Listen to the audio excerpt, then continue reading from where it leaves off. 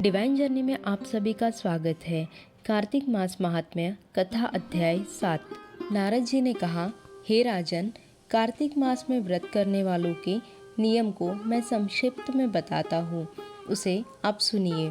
व्रती को सब प्रकार के आमिष, मांस, उड़द दाल, खटाई तथा नशीली वस्तुओं का त्याग कर देना चाहिए। व्रती को दूसरे का अन्न ग्रहण नहीं करना चाहिए, किसी से द्वेष नहीं करना चाहिए और तीर्थ के अतिरिक्त कहीं और यात्रा नहीं करनी चाहिए। देवता, वेद, ब्राह्मण, गाय, व्रती, नारी, राजा तथा गुरुजनों की निंदा भी नहीं करनी चाहिए। व्रती को दाल, तिल, पकवान व दान किया हुआ भोजन ग्रहण नहीं करना चाहिए। किसी की चुगली या निंदा भी नहीं करनी चाहिए। किसी भी जीव का मांस नहीं छूना चाहिए।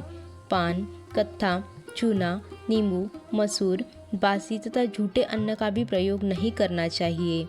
गाय, बकरी तथा भैंस के अतिरिक्त अन्य किसी पशु का दूध नहीं पीना चाहिए। कांसे के पात्र में रखा हुआ पंचगव्य, बहुत छोटे घड़े का पानी तथा केवल अपने लिए ही पका हुआ अन्न का प्रयोग करना चाहिए। कार्तिक माह का व्रत करने वाले मनुष्य को सदैव ब्रह्मचर्य का पालन करना चाहिए। उसे धरती पर सोना चाहिए और दिन में चौथे प्रहर में केवल एक बार पत्तल में भोजन करना चाहिए। व्रती कार्तिक माह में केवल नरक चतुर्दशी, जिसे छोटी दीपावली भी कहा जाता है, उसी के दिन ही शरीर में तेल लगा सकता है।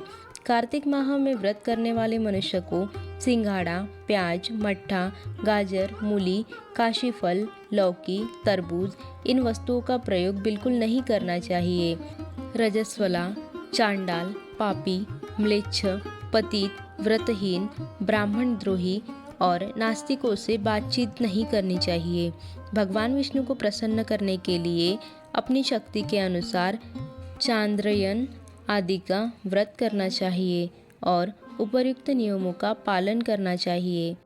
व्रती को प्रतिपदा को कुम्हड़ा, द्वितीया को कटहल, तृतीया को तरुणी स्त्री, चतुर्थी को मूली, पंचमी को बेल, षष्ठी को तरबूज, सप्तमी को आंवला, अष्टमी को नारियल, नवमी को मूली, दशमी को लौकी, एकादशी को परवल, द्वादशी को बेर, त्रयोदशी को मट्ठा, चतुर्दशी को गाजर तथा पूर्णिमा को शाक का प्रयोग नहीं करना चाहिए। रविवार को आंवले का प्रयोग नहीं करना चाहिए। कार्तिक माह में व्रत करने वाला मनुष्य यदि इन शाकों से भी किसी शाक का सेवन करना चाहे तो पहले ब्राह्मण को देखकर ग्रहण करे। यही विधान माघ माह में व्रत करने के लिए भी है। देवोत्थानी एकादशी में पहले कही गई विधि के अनुसार नृत्य, जागरण, गायन वादन आदि करना चाहिए। इसको विधि पूर्वक करने वाले मनुष्य को देखकर यमदूत ऐसे भाग जाते हैं जैसे सिंह की गर्जना से हाथी भाग जाते हैं।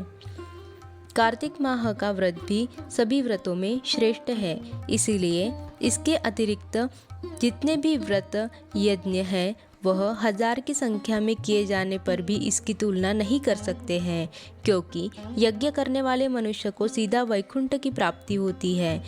जिस प्रकार राजा की रक्षा उसके अंगरक्षक करते हैं, उसी प्रकार कार्तिक माह का व्रत करने वाले की रक्षा भगवान विष्णु की आज्ञा से इंद्रादि देवता करते हैं। व्रती मनुष्य जहाँ जहाँ कहीं भी रहता है वहीं पर उसकी पूजा होती है, उसका यश फैलता है। उसके निवास स्थान पर भूत पिशाच आदि कोई भी नहीं रह पाते हैं।